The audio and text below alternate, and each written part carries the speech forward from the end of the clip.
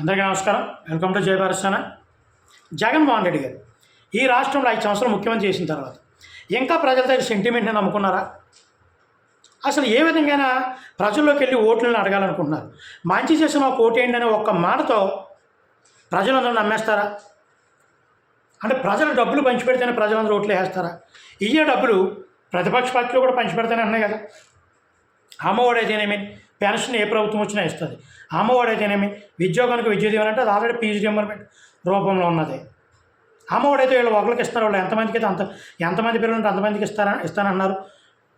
18 సంవత్సరాలు దాటిన ఆడబిడ్డల నుంచి 59 సంవత్సరాల లోపు ఆడబిడ్డలకి ప్రతి ఒక్కరికి ఇంట్లో ఎంతమంది ఉంటే అంతమందికి 1500 ఇస్తారని అంటున్నారు. అంటే సంక్షేమ పథకాలతో పోల్చుకుంటే ప్రతిపక్షాలు కూడా హామీలు ఇప్పుడు నా అధికార పక్షం కంటే ఎక్కువగా ఉన్నాయి కదా. అంటే వాటిని నమ్ముకుంటే ఎలక్షన్లో నెగ్గేద్దామని జగన్మోహన్ రెడ్డి గారు అనుకుంటే ఒక విధంగా పప్పులో కాలేసినట్టే. ప్రసార శైలిలో కూడా ఆయన 2019 ముందు పాదయాత్ర చేస్తూ ప్రజల్ని, నిరుద్యోగులు, ఆశా వర్కర్లు, అంగన్వాడీలు, కాంట్రాక్ట్ ఎంప్లాయీస్, అవుట్సోర్సింగ్ ఎంప్లాయీస్, వికలాంగులు, వృద్ధాప్యంలో ఉన్నవాళ్ళు, ఇటువంటి అన్ని రకాల పేద మధ్యతరగతి ప్రజలను కలుసుకుని ముద్దులెట్టుకుని కౌగులించుకునే వాళ్ళకి ఏదో చేస్తానని హామీ ఇచ్చి ఈ 5 సంవత్సరాలను ఎంతమందికి ఏం చేశారో ప్రజలందరికీ తెలుసు. ఎంతమంది నిరుద్యోగుల్ని, ఎంతమంది కాంట్రాక్ట్ ఎంప్లాయీస్ని, ఆశా వర్కర్లకు కానీ, అంగన్వాడీలకు కానీ ఎంతమందికి ఉద్యోగాలు పెంచారో అన్నీ తెలుసు.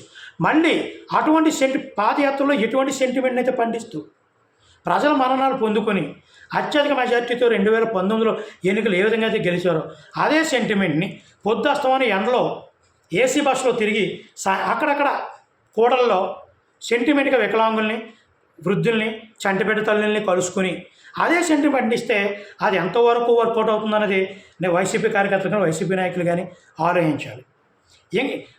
ప్రత్యర్థి పార్టీలు దూసుకుపోతుంటే ఇంకా జగన్మోహన్ రెడ్డి సెంటిమెంట్ని నమ్ముకుని పేద మధ్యతరగతి ప్రజలందరూ నా వైపు ఉన్నారు, నేను వాళ్ళకి ఏదో చేసేసాను అనుకుంటే వాళ్ళకి ఏదైనా పేద మధ్యతరగతి ప్రజలకు కావాల్సిన సంక్షేమం ఏ ప్రభుత్వం ఇస్తే ఆ ప్రభుత్వం, ఏ పార్టీ ఇస్తే ఆ పార్టీ వెనకాలే ఉంటారు.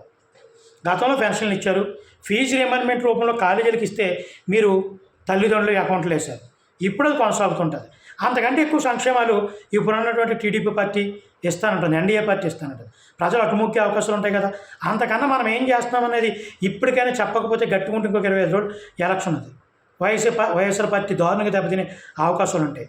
లేదా ఓడిపోతామనేటువంటి నైరేశ్యంలో కానీ జగన్మోహన్ రెడ్డి గారు ఉన్నారు. ఏదేమైనప్పటికీ ఓడిపోతాం, నెగ్గుతాం అనేది పక్కన పెట్టి ఏం చేస్తాం, ఇంకేం చెయ్యాలి అనేది ప్రజల్లోకి వెళ్ళకపోతే వైఎస్ఆర్ పార్టీ దారుణంగా దెబ్బతినే అవకాశాలు స్పష్టంగా కనపడుతున్నాయి. జై భీమ్.